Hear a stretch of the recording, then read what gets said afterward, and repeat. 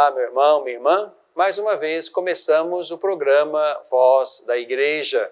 Vamos mergulhar no mistério de Deus que nos fala sempre, através das Sagradas Escrituras. E quero convidar mais uma vez a você para mergulharmos no mistério da Palavra de Deus que nós vamos meditar neste domingo, o 33º domingo do tempo comum na liturgia católica.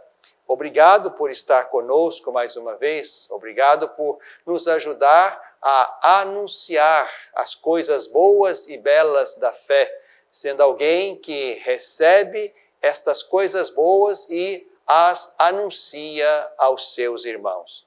Tome comigo então o texto deste domingo. O texto é o texto de Mateus, capítulo 25, versículos 14 a 30. O reino dos céus é também como um homem que ia viajar para o estrangeiro. Chamou seus servos e lhes confiou seus bens. A um deu 5 talentos, a outro deu 2, ao terceiro deu 1, a cada qual de acordo com sua capacidade. Em seguida, viajou. O servo que recebeu 5 talentos saiu logo, trabalhou com eles e lucrou outros 5. Do mesmo modo, o que recebera 2 talentos, lucrou outros 2. No entanto, aquele que recebera 1 talento só, foi cavar um buraco na terra e escondeu o dinheiro do seu patrão. Depois de muito tempo, o Senhor voltou e foi ajustar contas com os seus servos. Aquele que recebera 5 talentos, entregou-lhe mais 5, dizendo: Senhor, tu me entregaste 5 talentos, aqui estão mais 5 que lucrei. O Senhor lhe disse: Parabéns, servo bom e fiel. Como te mostraste fiel na administração de tão pouco, eu te confiarei muito mais. Vem participar da alegria do teu Senhor.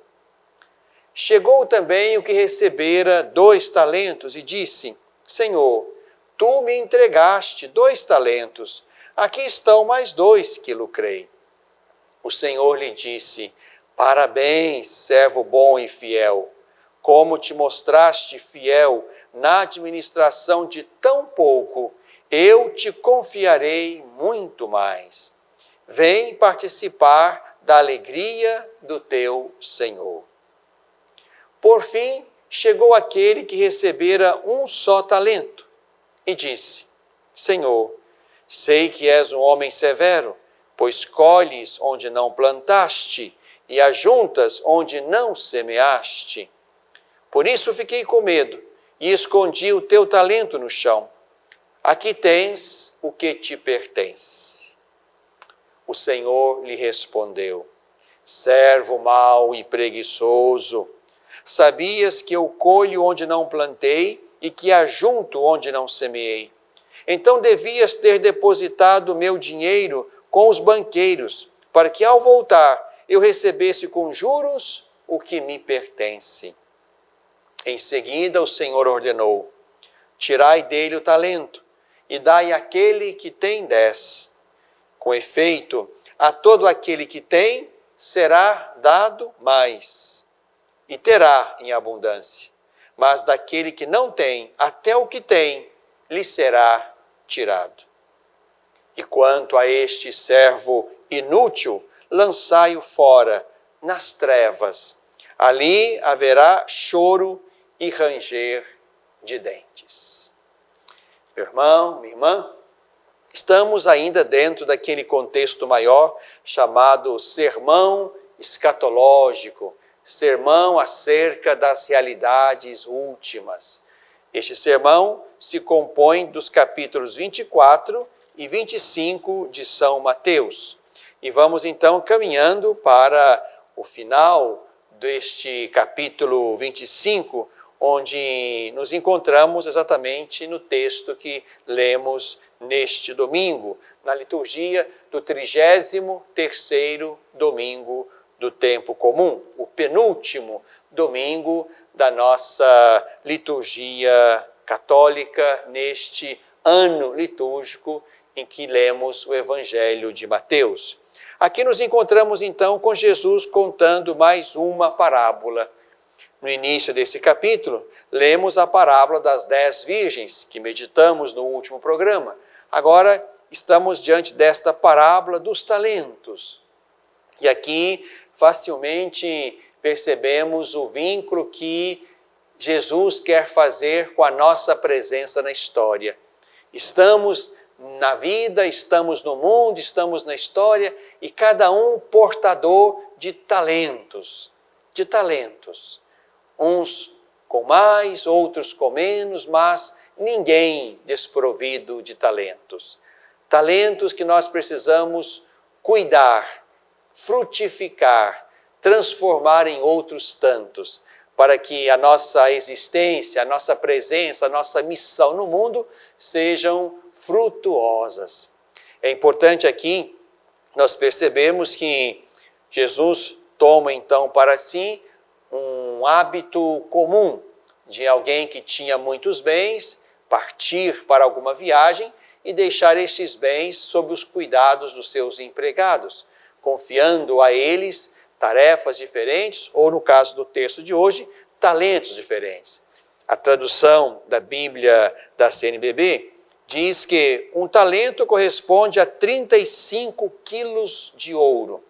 Então, um recebeu 35 quilos, outro recebeu 70 quilos, outro recebeu 175 quilos de ouro, para que esses três pudessem, então, usar destes talentos em vista de administrá-los e aumentá-los para o bem e para a vantagem do patrão. Aqui, depois de um tempo, o patrão volta e recebe daqueles empregados o que eles puderam fazer. 2 deles multiplicaram talentos, 5 em 10, 2 em 4. Mas um deles escondeu o talento com medo do patrão. E aqui ele recebe do patrão, uma palavra forte e ao mesmo tempo uma sentença. A palavra forte é: sempre há um jeito de conseguir alguma coisa. O patrão usa da imagem e do ofício do banqueiro. Se aqueles 35 quilos de ouro tivessem sido confiados a um banqueiro, haveria minimamente juros. Isto é, com os dons que nós recebemos, com os talentos, e a palavra aqui, ela traduz também o que significa para nós talento enquanto dom de Deus, com os talentos que temos, por mais simples ou por mais singelos que sejam, eles podem gerar algum fruto. Portanto, ninguém está no mundo desprovido de dons e de talentos. E ninguém pode dizer que não consegue fazer nada com os talentos, com os dons que porventura tenha recebido de Deus. O importante é isso, meu irmão, minha irmã. Eu e você percebermos que estamos neste mundo e plenamente capacitados, cada um com a sua dose, cada um com a sua medida. Somos, portanto, investidos, dotados de dons, de graças, de talentos que nós somos chamados a colocar a serviço das pessoas, a serviço do mundo, a fim de que através deste talento o bem de Deus que está em nós possa ser multiplicado e possa voltar àquele que é a origem deste bem de forma multiplicada e aumentada. É assim que nós vamos cuidando uns dos outros. Importante é nós entendermos que, enquanto estamos aqui, não podemos ficar de braços cruzados. Não podemos deixar de correr atrás daquilo que podemos para melhorar o mundo, para cuidar das pessoas, para transformar as realidades, para que o reino de Deus se apresse em vir através do meu e do seu empenho neste mundo. Não dá para enterrar o talento. Enterrar o talento é não fazer nada. Enterrar o talento é não dar sentido à vida. Enterrar o talento é não ocupar o nosso tempo, a nossa energia, os nossos dias com algo que valha a pena, que melhore a nós e que melhore o mundo. Por isso, meu irmão, minha irmã, neste evangelho que nós ouvimos, Jesus nos convida, sim, a agir com criatividade neste mundo. Não se trata aqui de comparar os dons que você tem e que eu não tenho.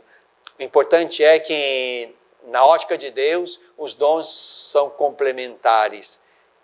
O que eu não tenho, você pode colocar os seus dons a serviço daquilo que me falta e eu colocar os meus dons a serviço daquilo que lhe falta, de modo que haja uma bela complementariedade, uma bela continuidade entre nós. E assim, da parte de cada um, haverá uma bonita utilidade. A minha vida, a sua vida, será útil à vida dos irmãos naquilo que cada um tem de belo, de precioso, como talento e dom de Deus. O importante é reconhecermos esses dons e multiplicá-los, ofertando-os com generosidade e criatividade na direção dos irmãos e na direção do mundo. Bebemos da fonte.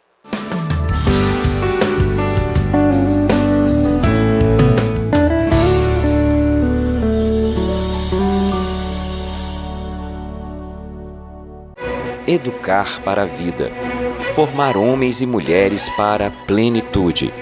Uma educação católica. Lembro-me bem, quando era criança, da importância de minha família em toda a minha educação. Aprendi que a fé e a razão, o conhecimento, são bases que se complementam para se formar um ser humano íntegro. Valores e virtudes fundamentais para ser quem eu sou e sempre agir com coração e alma para alcançar os objetivos mais altos. Hoje, na formação de meus filhos, compreendo que educar é, sobretudo, uma obra de amor.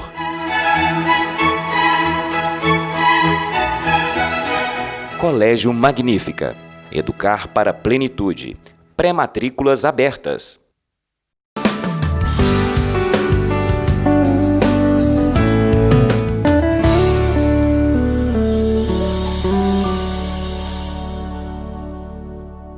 No coração deste tempo, este é o nosso segundo bloco. Neste tempo, estamos no Dia Mundial dos Pobres. Vamos celebrar esse dia neste domingo.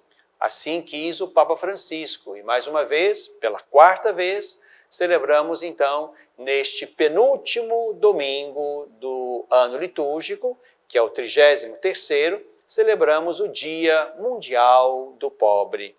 Também neste 15 de novembro é o nosso dia de exercício da democracia. Vamos ao voto e é muito importante que façamos isso segundo critérios da fé. Mas queria, meu irmão, minha irmã, neste segundo bloco, partilhar com vocês alguns trechos da bela mensagem que o Papa Francisco escreveu por ocasião do Dia Mundial dos Pobres. Vale a pena você conhecê-la na íntegra. Você na internet pode digitar lá a mensagem do Papa para o 4º Dia Mundial dos Pobres e vai poder então penetrar com beleza e com tempo este belo texto do Papa Francisco. Ele colocou como lema, como título da sua mensagem, um pequeno versículo do livro do Eclesiástico, onde se lê: estende a tua mão ao pobre. O Papa diz: são inseparáveis a oração a Deus e a solidariedade com os pobres e os enfermos. Para celebrar um culto agradável ao Senhor, é preciso reconhecer que toda pessoa, mesmo a mais indigente e desprezada, traz gravada em si mesma a imagem de Deus. De tal consciência deriva o dom da bênção divina, atraída pela generosidade praticada para com os pobres. Por isso, o tempo que se deve dedicar à oração não pode tornar-se jamais uma desculpa para descuidar do próximo em sua dificuldade. O tempo que se dedica à oração não pode tornar-se uma desculpa para descuidar do próximo em sua dificuldade. É verdade o contrário. A bênção do Senhor desce sobre nós e a oração alcança o seu objetivo quando são acompanhadas pelo serviço dos pobres. Manter o olhar voltado para o pobre é difícil, diz o Papa, mas tão necessário para imprimir a justa direção da nossa vida pessoal e social. Não se trata de gastar muitas palavras, mas antes de comprometer concretamente a vida, impelidos pela caridade divina. Todos os anos, com o Dia Mundial dos Pobres, diz o Papa, volto a esta realidade fundamental para a vida da Igreja. Porque os pobres estão e sempre estarão conosco para nos ajudar a acolher a companhia de Cristo, presente neles, na existência do dia a dia. Estender a mão é um sinal que apela imediatamente à proximidade, à solidariedade, ao amor. Nestes meses, comenta o Papa, em que o mundo inteiro foi dominado por um vírus que trouxe dor e morte, desconforto e perplexidade, podemos ver tantas mãos estendidas. E o Papa faz uma lista. A mão estendida do médico, da enfermeira, do enfermeiro, do farmacêutico, do sacerdote, dos voluntários, dos homens e mulheres que trabalharam para prestar serviços essenciais no cuidado da vida. Este período de pandemia que estamos vivendo colocou em crise muitas das nossas certezas. Sentimos-nos mais pobres e mais vulneráveis, porque experimentamos a sensação da limitação e da restrição da liberdade. A perda do emprego, dos afetos mais queridos, como a falta das relações interpessoais habituais, abriu subitamente horizontes que já não estávamos acostumados a observar. As nossas riquezas espirituais e materiais foram postas em questão e descobrimos-nos amedrontados. Fechados no silêncio das nossas casas, descobrimos como é importante a simplicidade e a manter os olhos fixos naquilo que é essencial. Amadureceu em nós a exigência de uma nova fraternidade, capaz de ajuda recíproca e estima mútua.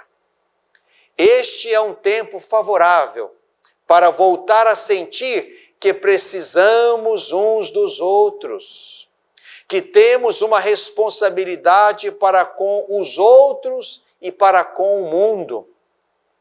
Vivemos já muito tempo na degradação moral, fechando-nos à ética, à bondade, à fé, à honestidade. Uma tal destruição de todo o fundamento da vida social acaba por nos colocar uns contra os outros na defesa dos próprios interesses. Provoca o despertar de novas formas de violência e crueldade e impede o desenvolvimento de uma verdadeira cultura do cuidado do meio ambiente. Enfim, as graves crises econômicas, financeiras, políticas não cessarão enquanto permitirmos que permaneça em apatia, em indiferença, a responsabilidade que cada um deve sentir para com o próximo e toda pessoa. Estende a mão ao pobre, continua o Papa, faz ressaltar, por contraste, a atitude de quantos conservam as mãos nos bolsos e não se deixam comover pela pobreza, da qual frequentemente também são cúmplices. A indiferença e o cinismo são o seu alimento diário. Que diferença relativamente às mãos generosas que descrevemos um pouco antes. Com efeito, existem mãos estendidas para apertar rapidamente o teclado de um computador e deslocar somas de dinheiro de uma parte do mundo para outra, decretando a riqueza de restritos grupos e a miséria de multidões ou a falência de nações inteiras. Há mãos estendidas acumulando dinheiro com a venda de armas que outras mãos, incluindo mãos de crianças, utilizarão para semear morte e pobreza. Existem mãos estendidas que, na sombra, trocam doses de morte para se enriquecer e viver no luxo e num efêmero desregramento. Existem mãos estendidas que, às escondidas, trocam favores ilegais para um lucro fácil e corrupto. E há também mãos estendidas que, numa hipócrita respeitabilidade, estabelecem leis que eles mesmos não observam. O Papa conclui a sua mensagem, da qual lemos esses trechos, com as seguintes palavras: em todas as tuas obras, lembra-te do teu fim. Em todas as tuas obras, lembra-te do teu fim. Tal é a frase com que o autor do Eclesiástico conclui a sua reflexão. O texto se presta a dupla interpretação. A primeira destaca que precisamos ter sempre presente o fim da nossa existência. A lembrança do nosso destino comum pode ajudar a conduzir uma vida debaixo do signo da atenção a quem é mais pobre e não teve as mesmas possibilidades que nós. Mas existe também uma segunda interpretação, que evidencia principalmente a finalidade, a meta, o objetivo para o qual cada um tende. É a finalidade da nossa vida, que exige um projeto a realizar e um caminho a percorrer sem se cansar. Pois bem, o objetivo de cada ação nossa só pode ser o amor. Tal é o objetivo para onde caminhamos e nada deve distrair-nos dele. Convido você, meu irmão, minha irmã, a olhar com um olhar de amor, de misericórdia, de compaixão, os pobres que estão perto da minha e da sua vida. Estamos colocados próximos deles, como quem, tendo um pouco mais, somos chamados a interferir positivamente no sentido de afirmar-lhes a vida e ajudá-los a viver. E o nosso voto desse domingo é importante, porque a política é a arte da grande caridade. Votemos bem, para que os nossos políticos inspirados por Deus ou tementes a Deus, possam pensar políticas públicas que ajudem a cuidar da nossa gente, sobretudo dos mais pobres. No coração deste tempo.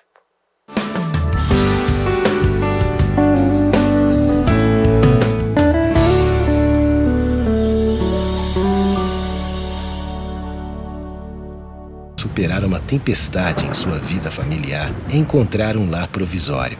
Uma família que a acolha por um tempo, enquanto sua própria família se reestrutura para recebê-la de novo. Essa é a proposta do Serviço Família Acolhedora. Transformar as dificuldades de hoje em possibilidades de futuro. Serviço Família Acolhedora. A tempestade passa, a vida continua. Participe e faça a diferença.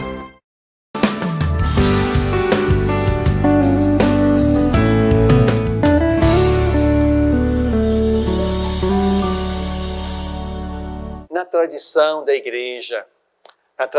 igreja está a oração que fazemos em todas as circunstâncias, pelas diversas situações pelas quais nós passamos. Quero convidar você, meu irmão, minha irmã, neste terceiro e último bloco do nosso programa Voz da Igreja, a fazer uma prece por este tempo tão precioso e bonito que vivemos, tempo de exercício da democracia, tempo de votar, e isto é muito importante. Graças a Deus podemos escolher por esta via os nossos governantes. Este é o jeito que comunga com os ideais mais genuínos de Jesus, onde cada um pode livremente, com consciência, maturidade, critérios, pode escolher aqueles que vão nos governar, desta vez no nível municipal. Quero convidar você, meu irmão, minha irmã, a fazermos agora uma prece por essas eleições que neste dia 15 acontecem entre nós, para que sejam eleições tranquilas, onde cada cidadão possa exercer com responsabilidade, com direito pleno, a sua capacidade de escolher aqueles que nos governam.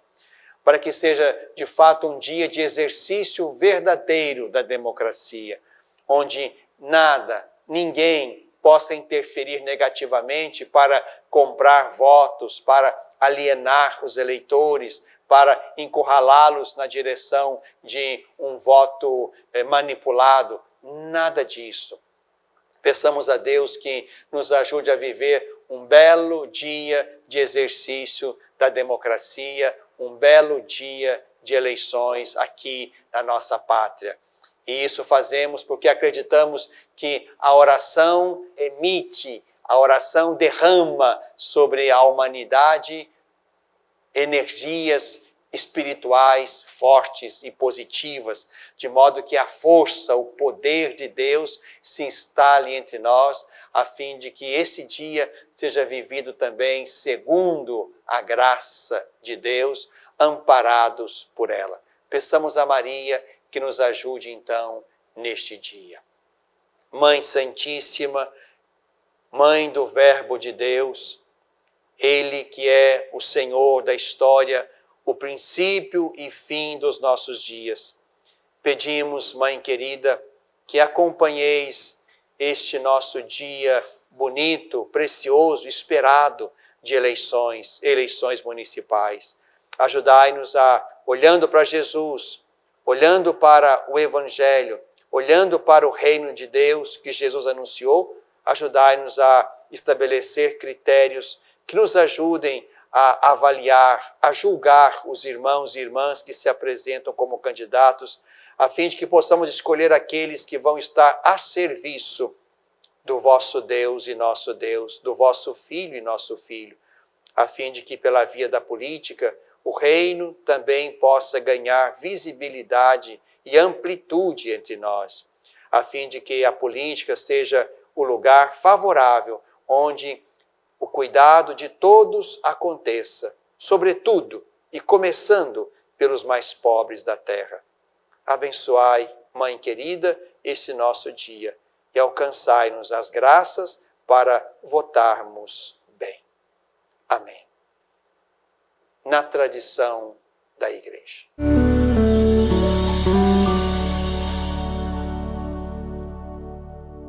Educar para a vida.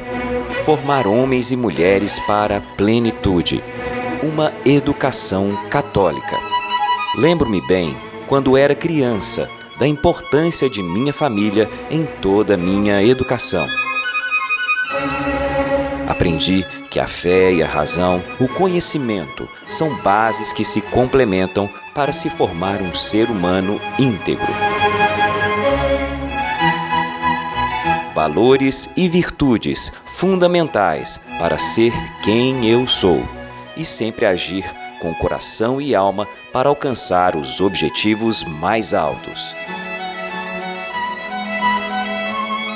Hoje, na formação de meus filhos, compreendo que educar é, sobretudo, uma obra de amor.